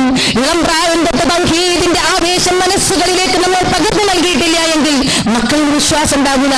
വിശ്വാസത്തെ എല്ലാം ഹനിച്ചു കളയുന്ന രൂപത്തിൽ അവരിലേക്ക് തിന്മകളും കൗതുകങ്ങളും കടന്നു കയറിക്കൊണ്ടിരിക്കുക. ഇളം പ്രായം തൊട്ടവർക്ക് പകർന്നു നൽകേണ്ടത് കറകളഞ്ഞ വിശ്വാസമാണ്. അള്ളാഹു നിന്നെ പരിസ്ഥാനത്തിരുന്ന് വീക്ഷിക്കുന്നുണ്ട്. നീ ഏത് കിടപ്പിന്റെ ഉള്ളിൽ ചെന്നാലും, നീ എവിടെ ചെന്നാലും നിന്റെ രക്ഷിതാവ് നിന്റെ കർമ്മങ്ങൾ രേഖപ്പെടുത്തിക്കൊണ്ടിരിക്കുന്നുണ്ട്. നിന്റെ പ്രവർത്തനങ്ങൾക്ക് നാളെ നീ തന്നെ കണക്ക് ബോധിപ്പിക്കേണ്ടി വരും. ദുനിയാവിൽ വെച്ച് നീ കുടിക്കാൻ കഴിയാത്തവളാ നിന്റെ ഉമ്മ. നിനക്ക് വിശന്നാൽ ഭക്ഷണം കഴിക്കാത്തവളാ നിന്റെ ഉമ്മ. നിനക്ക് രോഗം ബാധിച്ചാൽ നിന്നെക്കാളും വേദനിക്കുന്നവളാ നിന്റെ ഉമ്മ. പാരത്രിക ലോകത്ത് നിന്റെ വേദന ഞാൻ തിരിഞ്ഞു നോക്കില്ല കേട്ടോ. നിനക്ക് യാതൊരു താങ്ങും തണലുമാകാൻ എനിക്ക് സാധ്യമല്ല. നീ അള്ളാഹുവിന്റെ മുമ്പിലേക്ക് തനിച്ചു നിൽക്കേണ്ടി വരുമെന്ന ബോധം പകർന്നു നൽകുമ്പോഴാ തെറ്റ് ചെയ്യുമ്പോഴും മക്കൾക്ക് വിചാരം ഉണ്ടാകും, പഠിച്ച ഞങ്ങളെ സൂക്ഷിക്കുമ്പോൾ വിചാരം ഞങ്ങൾ തിരിച്ചു വരും. വിശ്വാസം ഊട്ടിയുറപ്പിക്കട്ട മനസ്സാണ് നമ്മുടെ മക്കളുടെ മനസ്സെങ്കിൽ അവർ ഇന്നും നാളുമായി കൊണ്ട് തിരിച്ചു വരിക ചെയ്യും. ഈ സമൂഹത്തെ പുനരുദ്ധരിക്കാനൊക്കെയുള്ള ബാധ്യതയാണ് നമ്മൾ കൈച്ചേർത്ത് വെച്ചുകൊണ്ട് നടത്തേണ്ടത്. തൗഹീദിന്റെ ആവേശമാണ് ഇളം തലമുറകളിലേക്ക് നമ്മൾ പകർന്നു നൽകേണ്ടത്. അതിനു വേണ്ടിയിട്ടുള്ള പരിപാടികളാണ് നമ്മൾ സംഘടിപ്പിക്കേണ്ടത്. അന്ധവിശ്വാസത്തിലേക്കും അനാചാരത്തിലേക്കും കടന്നു കയറുന്ന ഉത്തമമാരിലേക്ക്, തിന്മകളിലേക്കും അതിക്രമങ്ങളിലേക്കും, എന്തിന് അന്ധവിശ്വാസവും അനാചാരവും അതോടൊപ്പം തന്നെ ഈ പറയപ്പെടുന്ന രൂപത്തിലുള്ള അപജയങ്ങളും സഹോദരിമാർക്കിടയിലൊക്കെ വർദ്ധിച്ചു വരുന്ന കാലഘട്ടമാണ്. 13 വയസ്സുള്ള ഒരു മകനെയും കൊണ്ട് ഒരാളുടെ അടുത്തേക്ക്, ഒരു കൗൺസിലിംഗിന്റെ ചെയ്യുന്ന മനുഷ്യന്റെ അടുത്തേക്ക് ഒരു ഉമ്മ കടന്നു വന്നു. ഉമ്മ പറഞ്ഞു, ഈ മകൻ എന്നെ വെറുപ്പാ, വീട്ടിലെല്ലാവർക്കും ഇഷ്ടമാണ്, വീട്ടിലെല്ലാവരോടും അവന് ഇഷ്ടമാണ്, എന്നോട് മാത്രം വെറുപ്പാണ്. ആ സമയത്ത് അദ്ദേഹം ചോദിച്ചപ്പോ, എന്താ മോനെ നിനക്ക് മാത്രം, കുമ്മാനോട് മാത്രം ഇപ്പം വെറുപ്പ്? മകൻ പറഞ്ഞു, എനിക്ക് ചില കാര്യങ്ങൾ പറയാനുണ്ട്. ഉമ്മ പുറത്തുപോയി സമയത്ത് പറഞ്ഞ വർത്തമാനം ഞാനും നിങ്ങളുമൊക്കെ അതിൽ പെട്ടുപോകാതിരിക്കാൻ വേണ്ടിയിട്ടാണ് പറയുന്നത്. ഉമ്മ പുറത്തുപോയ സമയത്ത് മകൻ പറഞ്ഞത്, ഉമ്മ അമ്മാന്റെ വാട്സപ്പിന് പലതും ഡിലീറ്റ് ചെയ്യുന്നത് ഞാൻ കണ്ടിട്ടുണ്ട്. ഉമ്മാന്റെ വാട്സപ്പിന് പലതും ഡിലീറ്റ് ചെയ്യുന്നത് ഞാൻ കണ്ടിട്ടുണ്ട്. അതെന്താണെന്ന് അറിയണമല്ലോ. ഉമ്മയില്ലാത്ത നേരം ഉമ്മാന്റെ ഫോൺ എടുത്തിട്ട് ഉമ്മാന്റെ വാട്സപ്പ് തന്നെ ഞാൻ ഡിലീറ്റ് ചെയ്തു. അങ്ങനെ ഞാൻ വീണ്ടും അത് ഡൗൺലോഡ് ചെയ്തെടുത്തു. ആ സമയത്ത് ഒരു ചോദ്യം വരും, മുൻപ് നിങ്ങൾ ഡിലീറ്റ് ചെയ്ത മെസ്സേജുകൾ നിങ്ങൾക്ക് വേണോ? അവിടെ ഓക്കെ അടിച്ചു കൊടുത്തു. ആ സമയത്ത് മൊബൈലിലേക്ക് ഇങ്ങനെ ഇറങ്ങി വന്ന ചിത്രങ്ങൾ എന്തൊക്കെയാണെന്നറിയോ? ഉമ്മയുടെ അത്തരത്തിലുള്ള ഫോട്ടോകളും അശ്ലീല സംസാരങ്ങളും അന്യ പുരുഷനോട് സംവദിച്ചത് എനിക്കതിൽ നിന്നും കാണാൻ സാധിച്ചു. പറയുന്നതിന് 13 കാര്യമാണ് അല്ലേ? നമ്മൾ വിചാരിച്ചു ഡിലീറ്റ് ചെയ്ത് ഫോണിന്ന് പോയി, വാട്സപ്പും ഫേസ്ബുക്കും ഒന്നും ഡിലീറ്റ് ചെയ്തിട്ടില്ല. അത് നമ്മൾ മനസ്സിലാക്കണം അല്ലേ? ടെക്നോളജിയിൽ നമ്മളെക്കാളും മുൻപന്തിയിലാണ് നമ്മുടെ മക്കള്. അവർക്കതൊക്കെ കണ്ടെത്താൻ സാധിക്കും. നമ്മൾ തിരിച്ചറിയണം, ഈ വെറുപ്പിന്റെ അംശം മക്കളുടെ മനസ്സിൽ കുടുങ്ങിപ്പോയാൽ മരിച്ചാൽ പോലും നമ്മളോടുള്ള വെറുപ്പ് നമ്മുടെ മക്കൾക്ക് മാറില്ല. നന്മയുടെ അടയാളമായിക്കൊണ്ട് വീടിന്റെ അകത്തളങ്ങളിൽ കഴിഞ്ഞുകൂടിയിട്ട് എത്ര നല്ല സ്നേഹസമൃദ്ധമായ, എത്ര നല്ല വിശുദ്ധിയുള്ള മനസ്സിന്റെ ഉടമയായിരുന്നു എന്റെ ഉമ്മ എന്ന ഓർമ്മയാ മക്കൾക്ക് ബാക്കി വെക്കേണ്ടത്. അല്ലാതെ ഈ തരത്തിലുള്ള അവസ്ഥകൾ നമ്മൾ മക്കളുടെ മനസ്സിൽ ഉണ്ടാക്കിയെടുക്കാൻ പാടില്ല. അതുകൊണ്ട് തിന്മകളിൽ അഴിഞ്ഞാടുന്ന സമൂഹമേ, യുവത്വമേ, എവിടെയെങ്കിലും പാളിച്ചകൾ സംഭവിച്ചു പോയെങ്കിൽ, എവിടെയെങ്കിലും നിങ്ങളുടെ മനസ്സുകൾക്ക് പതർച്ച സംഭവിച്ചു പോയെങ്കിൽ നിങ്ങൾ അല്ലാഹുവിനോട് പശ്ചാത്തപിച്ചു കൊള്ളുക. കാരണം നിങ്ങളുടെ സകല കർമ്മങ്ങളെയും അല്ലാഹു ധൂളികളാക്കി പറപ്പിച്ചു കളയും. എമ്പാടും സൽക്കർമ്മങ്ങളുമായിക്കൊണ്ട് അല്ലാഹുവിന്റെ കോടതിയിൽ വന്നെത്തുന്ന ഒരു വിഭാഗത്തെ കുറിച്ച് റസൂലുള്ളാഹി സ്വല്ലല്ലാഹു അലൈഹി വസല്ലം പഠിപ്പിച്ചു കൊടുത്തു. തിഹാമാ പർവ്വതത്തോളം സൽക്കർമ്മവുമായി കൊണ്ട് കടന്നു വന്നിട്ട് സകല കർമ്മങ്ങളെയും ധൂളികളാക്കി അള്ളാഹു പറപ്പിച്ചു കളയുമെന്ന് റസൂലുള്ളാഹി സ്വല്ലല്ലാഹു അലൈഹി വസല്ലം. ആരാണ് ആ വിഭാഗമെന്നല്ലേ? ആരും കാണുന്നില്ല എന്ന് വിചാരിച്ചിട്ട്, മറ്റൊരാളും അറിയുന്നില്ല എന്ന് വിചാരിച്ചിട്ട് തിന്മ ചെയ്ത വിഭാഗമാണെന്ന് മഹാനായ റസൂലുള്ളാഹി സ്വല്ലല്ലാഹു അലൈഹി വസല്ലം പഠിപ്പിച്ചു തരിക. അതുകൊണ്ട് ജീവിത വിശുദ്ധി നമ്മൾ പൂർണ്ണമായി കൊണ്ട് ഉണ്ടാക്കിയെടുക്കുക. നമ്മൾ മുവഹിദീങ്ങളാണ്, തൗഹീദിന്റെ വക്താക്കളാണ്, അതോടൊപ്പം പ്രബോധകരാണ്, സമൂഹത്തിലേക്ക് ഇറങ്ങേണ്ടവരാണ്. മുഴുവൻ മേഖലകളിലും നമ്മൾ വിശുദ്ധിയുള്ളവരായിരിക്കുക. എന്നിട്ട് സമൂഹത്തിന്റെ മുമ്പിൽ ഞാനും നിങ്ങളും കാണിച്ചു കൊടുക്കണം ആരാണ് മുസ്ലിം എന്ന്. ഒരിക്കലും മുസ്ലിം സഹോദരി പുറന്തള്ളപ്പെട്ടവളല്ല എന്ന് നമ്മൾ തിരിച്ചറിയുക തന്നെ വേണം. സമൂഹം പ്രചരിപ്പിച്ചുകൊണ്ടിരിക്കുക മുസ്ലിം സഹോദരിമാർ പീഡനത്തിലാ, അവർ കുറെ പ്രയാസത്തിലാ എന്നൊക്കെ സമൂഹം പറയുന്നത് നമ്മളല്ല. സമൂഹം നമ്മളെ മുഴുവൻ കണ്ണുനീരൊഴുക്കിക്കൊണ്ടിരിക്കുക. മുസ്ലിം സഹോദരന്മാർ പീഡനം അനുഭവിച്ചുകൊണ്ടിരിക്കുക. സമൂഹത്തിൽ കാണിച്ചു കൊടുക്കണം. ഒരിക്കലും തന്നെ മുസ്ലിം സ്ത്രീ എവിടെയും പീഡിപ്പിക്കപ്പെട്ടിട്ടില്ല. ഇസ്ലാമിൽ തുല്യമായ അവകാശം തന്നെയാണ് സ്ത്രീക്കും പുരുഷനുമുള്ളത്. പ്രകൃതിപരമായ ചില വ്യത്യാസങ്ങൾ ഒഴികെ. അല്ലാഹു പറയുകയോ, വിശ്വാസിയായിക്കൊണ്ട് സൽക്കർമ്മം പ്രവർത്തിക്കുന്നത് ആണാകട്ടെ പെണ്ണാകട്ടെ, അല്ലാഹു അവരുടെ സ്വർഗ്ഗത്തിൽ പ്രവേശിപ്പിക്കും. അവരുടെ നീതി കാണിക്കുകയില്ല. ഒരു മതത്തിലുമില്ലാത്ത അവകാശം അനുഭവിക്കുന്നവരാണ് നമ്മൾ. ഒരൊറ്റ മതത്തിലുമില്ലാത്ത അവകാശം അനുഭവിക്കുന്നവരാണ് നമ്മൾ. നമുക്കറിയാം ക്രിസ്ത്യൻ സമൂഹത്തെ കുറിച്ച് ആദിപാപത്തിന്റെ മൂല കാരണം തന്നെ മുസ്ലിം സ്ത്രീയാണെന്ന് വിശ്വസിച്ചവരാ. ആദമിനെ പഴം തിന്നാൻ പ്രേരിപ്പിച്ചത് സ്ത്രീയാണ്. അതുകൊണ്ട് ആദിപാപത്തിന്റെ മൂല കാരണം സ്ത്രീയാണെന്ന് വിശ്വസിച്ച് സ്ത്രീ 2ാം സ്ഥാനത്തേക്ക് തള്ളിവിട്ടവരാ. അല്ലേ? അതേ പ്രകാരം തന്നെയാണ് എല്ലാ മതങ്ങളും. ഹിന്ദു സമൂഹത്തെ കുറിച്ച് നമുക്കറിയാം. സതീദേവിയായിക്കൊണ്ട് സതീർച്ചിതയിലേക്ക് വലിച്ചെറിയപ്പെടുമ്പോഴും, ദേവദാസിയായിക്കൊണ്ട് അമ്പലങ്ങളിൽ അവളെ നേർച്ചയാക്കപ്പെടുമ്പോഴും ഒന്ന് പ്രതികരിക്കാൻ പോലും അവകാശമില്ലാത്ത വിധം അധസ്ഥിതിയായിക്കൊണ്ട് കഴിഞ്ഞിരുന്ന സഹോദരിമാരാണ് ഹിന്ദു സഹോദരിമാരെന്ന് നമുക്കറിയാം. അല്ലേ? സോക്രട്ടീസിന്റെ അഭിപ്രായത്തില് സ്ത്രീ ഒരു കൗതുകമുള്ള വിഷച്ചെടിയ, ആർക്കും കണ്ട സമീപിക്കാൻ തോന്നും, പക്ഷെ അവൾ ആളെ പ്രവർത്തിക്കുന്ന രൂപത്തിലുള്ളതാണ്. ഇങ്ങനെ പല ഇസങ്ങളും പല മതങ്ങളും സ്ത്രീകളെ 2ാം സ്ഥാനത്തേക്ക് തള്ളിയപ്പോ ആണും പെണ്ണും വ്യത്യാസമില്ല, കർമ്മങ്ങൾക്ക് തക്കതായ പ്രതിഫലം നൽകപ്പെടുമെന്ന്. അതേ പ്രകാരം തന്നെ പുരുഷനോട് അവൾക്ക് മഹർ ചോദിച്ചു വാങ്ങാമെന്ന്. അതേ പ്രകാരം പുരുഷനോട് ജീവിക്കാൻ സാധിക്കില്ലെന്ന് മനസ്സിലാക്കുമ്പോൾ പുലരും പസക്കുമടക്കം അവൾക്ക് ഭർത്താവിൽ നിന്നും മോചനം നേടാമെന്ന്. ഒരു പെൺകുഞ്ഞ് ജനിക്കുന്നത് പോലും, ഒന്നിലധികം പെൺകുഞ്ഞ് ജനിക്കുന്നത് പോലും ആ കുടുംബത്തിന്റെ സ്വർഗപ്രവേശത്തിന് കാരണമാകുമെന്ന്. ഏ മനുഷ്യ, നിന്റെ സ്വർഗം കുടിയിരിക്കുന്നത് നിന്റെ മാതാവിന്റെ കാഴ്ചവട്ടിലാണെന്ന് പറഞ്ഞുകൊണ്ട് സ്ത്രീത്വത്തിന്റെ ആദരവിനെ വർദ്ധിപ്പിച്ചു കാണിച്ചു കൊടുത്ത മതത്തിന്റെ ഉന്നതങ്ങളിൽ ജീവിക്കാൻ ഭാഗ്യം ലഭിച്ചവരാ. എന്നിട്ട് ഈ മതത്തിന്റെ നേരെ പറയാ സ്ത്രീകൾ അടിച്ചമർത്തപ്പെടുന്നവരും പീഡിപ്പിക്കപ്പെടുന്നവരുമാണെന്ന്. അതിന് കാരണമായിക്കൊണ്ടവർ പറയുന്നതിൽ ഒരു കാര്യം നമ്മളെ പർദ്ദക്കുള്ളിൽ കാണിച്ചെടുത്തിട്ടു.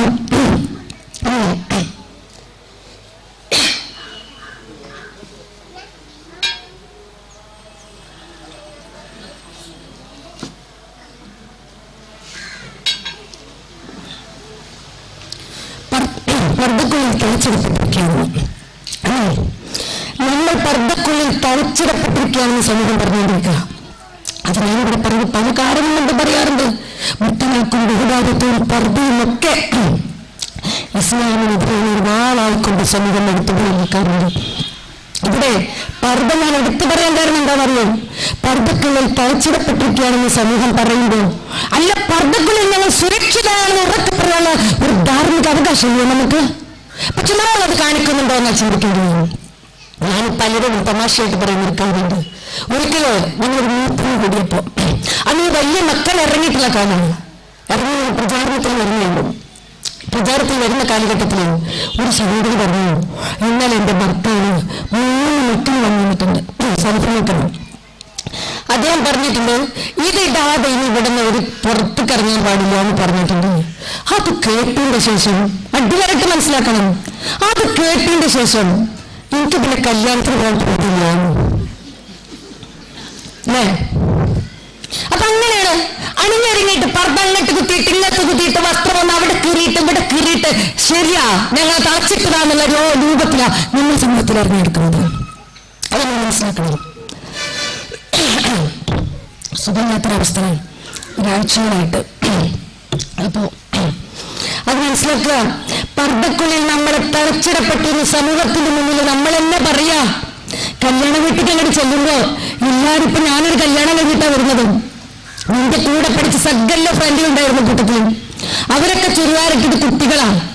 അവരൊക്കെ പറഞ്ഞത് വല്യമ്മൻ കുട്ടികളാണെന്ന് വിചാരിക്കട്ടെ, ഫോട്ടോത്തിലൊക്കെ ഉണ്ടായിരുന്നു അല്ലേ? അങ്ങനെയാണ് അവരൊക്കെ പർദ്ദയൊക്കെ ഇട്ടിട്ട് ചുരിദാറൊക്കെ ഇട്ടിട്ട് നല്ല അടിച്ച് പൊളിച്ചിട്ടാണ് വന്നിട്ടുള്ളത്.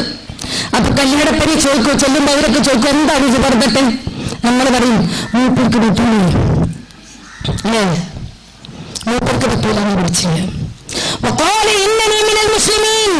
ഞാൻ മുസ്ലിമീങ്ങളിൽ പെട്ടതായത് സുരക്ഷയുടെ വസ്ത്രമാണെന്ന് ഉറക്കെ പറയാന് വസ്ത്രധാരണ കൊണ്ടുതന്നെ സാധിക്കണം. വസ്ത്രധാരണം കൊണ്ടുതന്നെ സാധിക്കണം. അങ്ങോട്ടും ഇങ്ങോട്ടും പിടിച്ച് കുത്തിയിട്ട് അവിടെയും ഇവിടെ ഇങ്ങനെ കുറച്ച് ചാഞ്ചാട്ടം കാണിച്ചാല് ആ പറിച്ചിലില്ല. വസ്ത്രധാരണത്തിന്റെ ഒരു ദൂഷ്യഫലം കൂടി ഞാൻ പറഞ്ഞിട്ട് ഞാൻ അധികം ദുർഭിച്ചു പോകേണ്ട സമയമില്ലല്ലോ അല്ലേ? ഒരു സഹോദരി എന്നെ വിളിച്ചു, സത്യസന്ധമായിട്ട് എന്നോട് പറഞ്ഞു. ആ സഹോദരി എന്നോട് പറഞ്ഞ കാര്യം, എനിക്ക് എന്റെ ഭർത്താവിന്റെ കൂടെ ജീവിക്കാൻ അവകാശം ഇസ്ലാമികപരമായ നിയമമുണ്ടോന്ന് അറിയാനാണ് ഞങ്ങൾ വിളിക്കുന്നത്. അപ്പൊ അത് പറയാൻ എനിക്ക് കഴിയില്ല, ഞാൻ അറിവുള്ളവരോട് ചോദിച്ചു പറയാമെന്ന് ഞാൻ ഇവരോട് പറയുകയും ചെയ്തു. എന്താണ് നിങ്ങളുടെ പ്രശ്നം? അവർ പറഞ്ഞു, എന്റെ ഭർത്താവ് വ്യഭിചാരിയാണെന്ന് എനിക്ക് വ്യക്തമായിട്ടില്ല. എന്റെ ഭർത്താവ് വ്യഭിചാരിയാണെന്ന് അവരെല്ലാം സമ്മതിച്ച വിഷയമാണ്. അങ്ങനെ അറിഞ്ഞ സ്ഥിതിക്ക് ആ മനുഷ്യന്റെ കൂടെ ജീവിക്കാൻ എനിക്ക് അവകാശമുണ്ടോ എന്നായിരുന്നു ചോദ്യം. എന്നിട്ട് അവർ പറഞ്ഞ വസ്തുത അങ്ങനെ സംഭവിക്കാൻ കാരണം, എന്റെ ഭർത്താവിന് അങ്ങനെ ജീവിതത്തിൽ അങ്ങനെ സംഭവം ഉണ്ടാകാൻ കാരണം അടിവരട്ട് മനസ്സിലാക്കണം. നമ്മുടെ വസ്ത്രധാരണം നമ്മൾ നന്നാക്കേണ്ടതിന് വേണ്ടിയിട്ടാണ് ഞാൻ പറയുന്നത്. ആർക്കും ഇവിടെ അപജയൊന്നുമില്ല വസ്ത്രധാരണത്തില്. പക്ഷെ ഒരിക്കലും നമ്മുടെ മക്കളെ പോലും അതിനെ അനുവദിക്കരുത് എന്ന് പറയാൻ വേണ്ടിയിട്ടാ ഒരു സഹോദരി പറയാണ്. എന്താ പറയുന്നറിയോ? 19 വയസ്സ് പ്രായമുള്ള സമയത്ത്, ആ പുരുഷന് 19 വയസ്സ് പ്രായമുള്ള സമയത്ത് പിതാവിന്റെ ബിസിനസ് സ്ഥാപനത്തിൽ പലപ്പോഴും പോയിരിക്കാറുണ്ടായിരുന്നു. ആ സമയത്ത് ആ സ്ഥാപനത്തിൽ ജോലി ചെയ്യുന്ന ഒരു സഹോദരി വളരെ എന്താണ് പറയുക, ആകർഷണീയമായ രൂപത്തിൽ സാരിയൊക്കെ ധരിച്ചിട്ട് വന്നിരിക്കുന്ന ഒരു സഹോദരി മണിക്കൂറുകളോളം അവരെങ്ങനെ നോക്കിയിരിക്കും. മാംസളമായ മുടച്ചു നിൽക്കുന്ന നിന്നോന്നമായ ഭാഗങ്ങളിലേക്ക് ഒരു 19 നോക്കാതിരിക്കൂലല്ലോ. ആർക്കും സംശയമുണ്ടോ? നോക്കിക്കൊണ്ടേയിരിക്കും. അങ്ങനെ മണിക്കൂറുകളോളം അവളെ നോക്കിയിരുന്നിട്ട് വീട്ടിൽ വന്നിട്ടും കുറഞ്ഞാൻ പറ്റില്ല. വീട്ടിൽ വന്നാൽ കുറഞ്ഞാൻ പറ്റില്ല. ഇത് പുരുഷന്റെ ഒരവസ്ഥയാണ്. തെരുവിലൂടെ നമ്മൾ ഇറങ്ങി നടക്കുമ്പോ നമ്മുടെ മാംസളമായ ഭാഗങ്ങൾ മിഴച്ചും കഴിച്ചും കാണുന്നുണ്ടെങ്കിൽ നമ്മുടെ പൊന്നു മക്കളിലെ നമ്മൾ പൊന്നു പോലെ നോക്കുന്ന മക്കൾ അവരുടെ ശരീരഭാഗങ്ങൾ ഏതെങ്കിലും ഒരു പുരുഷന്റെ കണ്ണിൽ ഉടക്കിയിട്ടുണ്ടെങ്കിൽ അതവന്റെ ശരീരത്തിൽ തന്നെ പ്രവർത്തനമാക്കി കളയും. വീട്ടിൽ ഉറങ്ങാൻ സാധിക്കുമെന്ന് പിന്നെ ഈ മനുഷ്യന് വീട്ടിൽ ഉറങ്ങാൻ സാധിച്ചില്ല. പക്വതയില്ലാത്ത പ്രായമാണ്, 19-20 വയസ്സ് പ്രായമാണ്. എന്തെങ്കിലും ചെയ്തേ മതിയാകൂ. അവൻ കണ്ടുപിടിച്ചത് എന്താണെന്ന് അവന്റെ വീട്ടിൽ അടിച്ചു തുടക്കാൻ വരുന്ന ഒറ്റക്ക് താമസിക്കുന്ന ഒരു മുസ്ലിം സ്ത്രീയുടെ അടുത്തേക്ക് അവൻ കയറി ചെയ്യാൻ രാത്രി വന്നിട്ടില്ലാമോ? ആ സ്ത്രീയെ സമ്മതിക്കുന്ന സഹോദരിയായിരുന്നു. അങ്ങനെ വർഷങ്ങളോളം ആ ഒരു വൃത്തികെട്ട പ്രവണതയിൽ അവൻ അകപ്പെട്ടു പോയി. നന്നാകണമെന്ന് തീരുമാനിച്ചു, നന്നായി കല്യാണം കഴിച്ചു, ഭാര്യയെ സ്നേഹിച്ചു, മക്കളുണ്ടായി. കുറച്ചു കാലം രസം കഴിഞ്ഞാൽ ഇപ്പൊ അങ്ങനെയാണല്ലോ, ഒക്കത്തിൽ ഒരു ചേഞ്ച് വലിയ ആവശ്യമല്ലോ. കുറച്ചു കാലം തന്നെ എല്ലാ രസവും പോവുക. ആ സമയത്ത് പഴയ ആ വൃത്തി വൃത്തികെട്ട സ്വഭാവം, വൃത്തികെട്ട ആ ഒരു ആശ്വാപനം അവന്റെ മനസ്സിലേക്ക് കടന്നു വന്നപ്പോ അതേ സ്ത്രീയുടെ അടുത്തേക്ക് അവൻ വീണ്ടും ചെല്ലാൻ തുടങ്ങി. പല പ്രാവശ്യം പലരും അറിഞ്ഞു, ഭാര്യ അറിഞ്ഞു, വിഷയായി, എല്ലാവരും അറിഞ്ഞു. പല ഒരു മാറി നോക്കാൻ ശ്രമിച്ചു.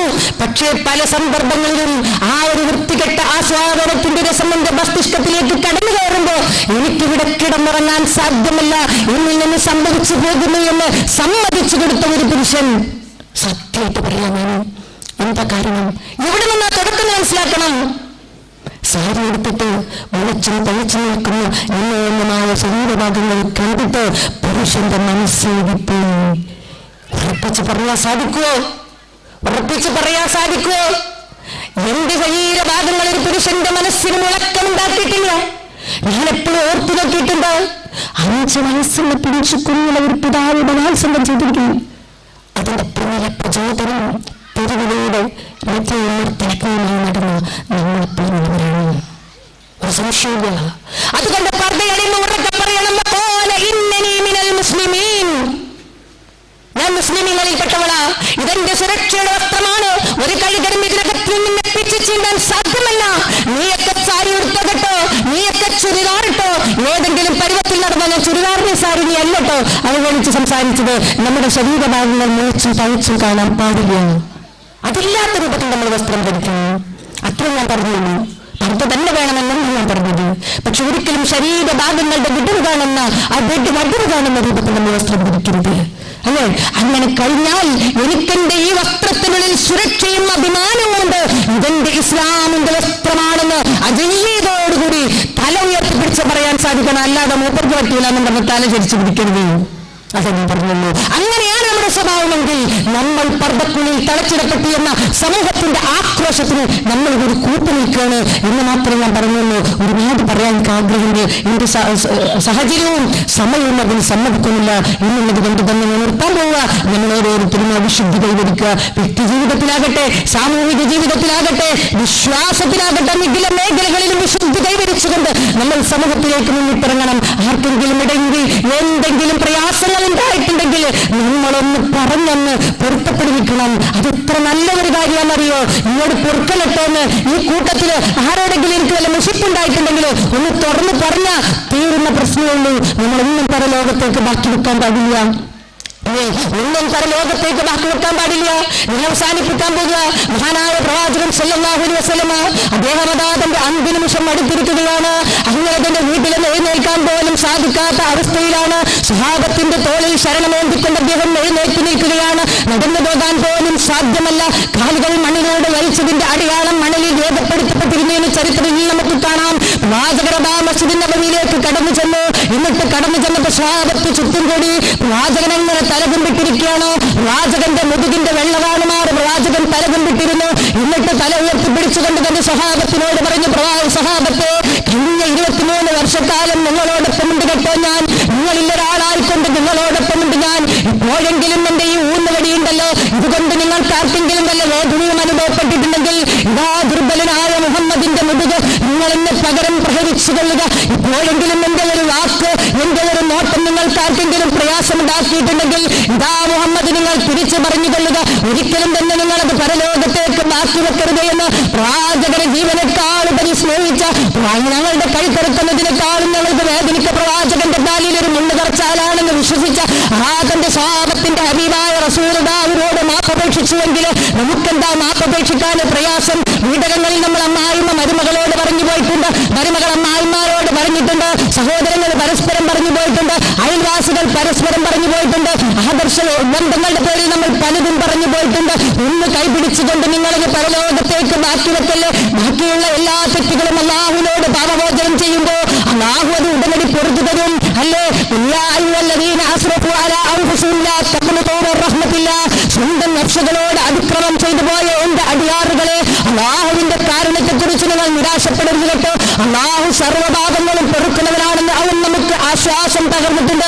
പക്ഷേ നമ്മൾ അല്ലാഹുവോട് ചെയ്ത തെറ്റുകളാണ് നമുക്ക് പൊറുത്തു തരിക. നമ്മൾ മനുഷ്യരോട് ചെയ്ത തെറ്റുകൾ നമ്മൾ പരസ്പരം ഒന്ന് പൊരുത്തപ്പെടുവിക്കണം. എന്നിട്ട് നമ്മുടെ ബന്ധങ്ങളെ നമ്മൾ ഊഷ്മളമാക്കണം.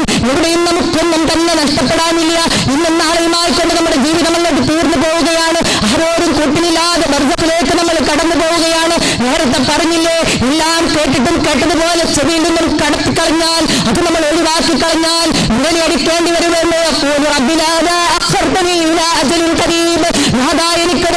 സമയം കൂടി വർദ്ധിപ്പിച്ചു തരുമോ എന്ന് അല്ലാഹുവിനോട് നമ്മൾ കെഞ്ചി ചോദിക്കേണ്ടി വരും. അതുകൊണ്ട് നമ്മൾ നാളേക്ക് കാത്തു വെക്കേണ്ടതില്ല, മറ്റന്നാളേക്ക് എടുത്തു വെക്കേണ്ടതില്ല. ഇന്നേ ദിവസം ഞാനും നിങ്ങളും തീരുമാനമെടുക്കുക.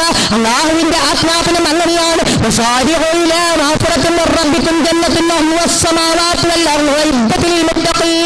ആകാശഭൂമികളെക്കാളും പ്രവിശാലമായ സ്വർഗത്തിലേക്കും അല്ലാഹുവിന്റെ പാപമോചനത്തിലേക്കും നിങ്ങൾ ധൃതിപ്പെട്ട് മുന്നേറണം. ഒരു നിമിഷം പോലും നിങ്ങൾ നീക്കിവെക്കാൻ പാടില്ല.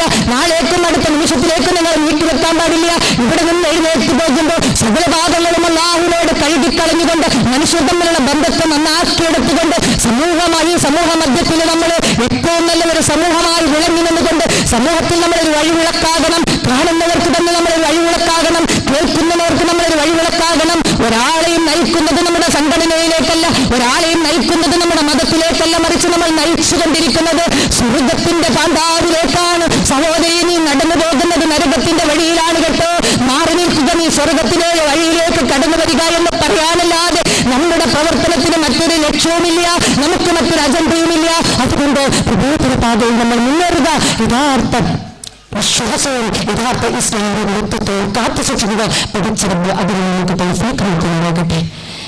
എല്ലാ അപചയങ്ങളിൽ നിന്ന് നമ്മളെ മാറ്റി നിർത്തിക്കൊണ്ട് യഥാർത്ഥ വിശ്വാസം കൊണ്ട് ജീവിക്കുകയും മരണത്തിന്റെ മേലാക്കുമാർ ഞങ്ങളുടെ കണ്ണുകളിലേക്ക് കടന്നു വരുകയും പതിരിപ്പ് കാത്ത മനസ്സിനെക്കൊണ്ട് എല്ലാ ഇനകളിൽ ഞങ്ങൾ കണ്ണു തട്ടി ചിരിച്ച് മരണപ്പെട്ടു പോകുകയും ഭാഗ്യം ലഭിക്കപ്പെടുന്നവരുടെ കൂട്ടത്തിൽ